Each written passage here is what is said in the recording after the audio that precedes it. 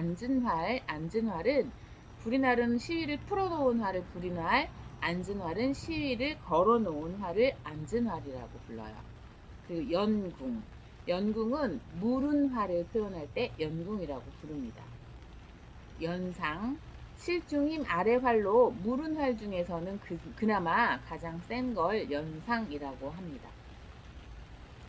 연중, 연상의 아래 활로 무른 활 중에선 그냥 조금 센 활. 그리고 연하, 연상의 아래 활로 가장 무른 활을 표현할 때 연하라고 합니다. 그리고 예궁이라는 게 있어요. 예궁, 각궁 말고 예궁. 조선시대까지 사용되던 활의 종류인데 본 이름은 대궁이고 궁중연사와 강궁대사례와 향음주례에 사용되었으므로 그런 행사 때 예절에 그 행사에 사용되었다고 해서 예궁이라고 표현을 했습니다. 용어들이 굉장히 많죠.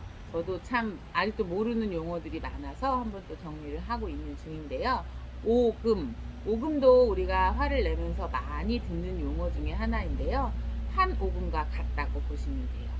그리고 용벗, 온 몸을 벚나무 껍질로 감은 화를 말하고요. 웃아기, 준피의 위쪽 끝부분을 말합니다. 윗장, 윗장, 아랫장, 윗장 있으면 아랫장도 있을 거예요. 윗장 같은 경우는 줌을 기준으로 활의 한 통 윗부분을 윗장이라고 표현을 하고요. 그리고 장궁이라고 있습니다. 장궁은 각궁의 한 가지로 도고지 밑까지 뿔로 된 활을 말아요. 즉, 긴 뿔을 댄 각궁을 장궁이라고 표현을 합니다. 그리고 절피, 절피도 우리가 화를 내면서 굉장히 많이 사용하는 용어라서 꼭 기억을 하셔야 될 것 같은데요. 활 시위의 온이를 먹이는 부분에 감은 실 또는 실로 감은 곳을 절피라고 하는데요. 이제 화를 낼 때 시위를 활에 걸 때 절피 위에 온이를 끼고 그리고 화를 낸다고 보시면 될 것 같습니다. 또 다른 궁 이름으로 정량궁이라는 게 있어요. 속칭 정량궁은 큰 활이라고 하면서 각궁과 같으나 몸체가 크고 두꺼우며 힘이 강하고 쏠 때에는 시위를 만작하면 뛰어 전진하며 그 반동의 힘을 빌리게 돼서 큰 활이라고 보시면 돼요. 정량궁이라는 게 있고요. 그리고 들어보지도 못한 정탈목, 그러니까 도고지 밑에 굽은 부분, 그러니까 활이 일자가 아니잖아요. 이렇게 굽은 부분을 정탈목이라고 하고, 줌은 활을 쏠 때 손으로 잡는 활 가운데 부분, 이것도 줌도 굉장히 많이 사용되는 용어죠. 줌통, 줌을 줌통이라고 부르기도 합니다. 줌피는 줌을 싼 피를 줌피라고 이해하시면 되고요. 중힘, 실중임 다음 가는 활이며 중력이라고도 부릅니다. 그리고 창밑, 목소의 중간 부분부터 정탈목까지를 일컫는 말입니다. 그리고 철궁, 그 철궁은 순전히 철로서 만든 전시용 활입니다. 들기도 힘들겠죠? 철퇴궁, 각궁과 같으나 단지 궁간을 철로 만들어서 전시와 수렵에 공용되었던 활을 철퇴궁이라고 합니다. 그리고 출전피, 출전피도 굉장히 많이 사용되는 용어예요. 줌 위에 옆으로 화살이 닿는 곳에 그 닿는 곳을 건들지 않으면 자꾸 닳거든요. 그 곳에 붙이는 가죽을 출전피라고 부릅니다. 그리고 칠지단장, 양양고자 밑에 칠지로 가로로 꾸민 장식을 칠지단장이라고 말합니다. 그리고 한오금이 있어요. 한오금은 같은 오금 다음으로 오금이라고도 부릅니다. 한통, 한통은 활의 한 가운데를 한통이라고 일컫습니다. 그리고 화피가 있어요. 화피.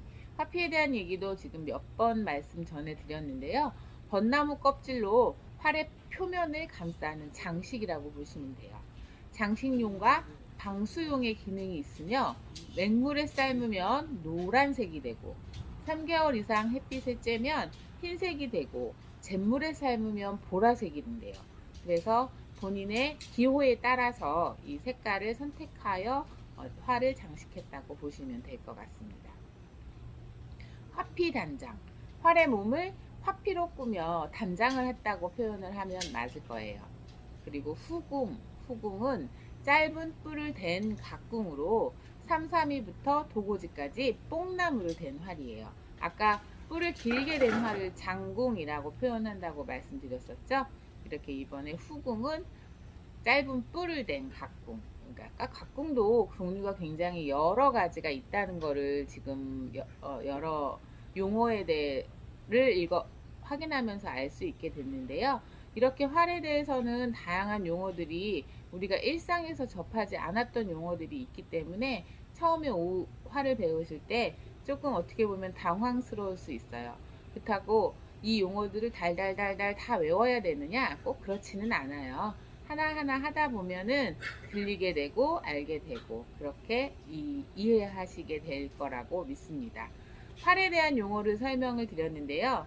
우리가 활을 낼 때는 활뿐만이 아니라 화살도 있고, 그리고 활을 낼 때 우리 몸을 신체를 표현하는 용어도 또 다르게 예전부터 우리 고래 사풍 때부터 전해져 내려오는 용어들이 다양하게 있어서 다음 시간에는 그런 용어들도 또 알아보는 시간 만들도록 할 거고요.